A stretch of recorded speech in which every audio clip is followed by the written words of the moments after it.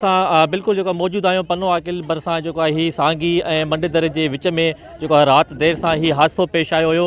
तेज़ रफ़्तार train Karachi express जेका कराची खां लाहौर वञी रही हुई, जेको आहे इन सफ़र दौरान ओचितो जेको आहे तेज़ रफ़्तारी सबबु ॿुधायो पियो वञे त ही ट्रेन जेको आहे कराची एक्सप्रेस पटड़ी तां लही हुई ऐं पटड़ी तां लहण जे नतीजे में ही जेको आहे बंदि ते मौजूदु जेके हेठि खामान उन्हनि में 9 बोगियूं कराची एक्सप्रेस जूं किरी पियूं ऐं 9 ई बोगियुनि में जेका मुसाफ़िर सवार हुआ जिन खे जेको आहे इमदादी हादसे जो इतला मिलण खां पोइ जेको आहे केतिरियूं ई इमदादी टीमूं जंहिंमें ईदी जा रज़ाकार पुलिस मक़ामी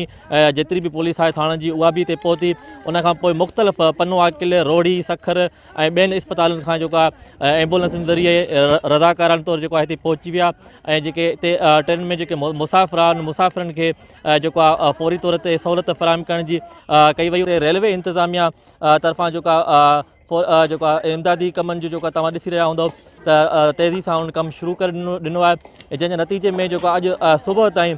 जेको डाउन ट्रैक कराची ॾांहुं जेको वेंदड़ ट्रैक आहे उनखे जेको आहे आमदोरफ़्त लाइ उनखे इस्तेमालु कयो पियो वञे, जिथां जेको आहे ट्रेन जी जेका अॼु सुबुह खां वठी करे आमदोरफ़्त जो सिलसिलो हलंदड़ आहे। ऐं हिते जेको आहे सवनि जे तइदाद में रेलवे जी जेके इंतिज़ामिया जा जेके मुलाज़िम आहिनि हेल्पर आहिनि उहे पंहिंजूं ख़िदमतूं सर अंजाम ॾेई रहिया आहिनि। तक़रीबन 2 खां 3 ॾींहं जो वक़्तु दरकार आहे जंहिंमें जेको आहे ही ट्रैक मुकमल बहाल थींदो ऐं जेको आहे मलबो हटायो वेंदो।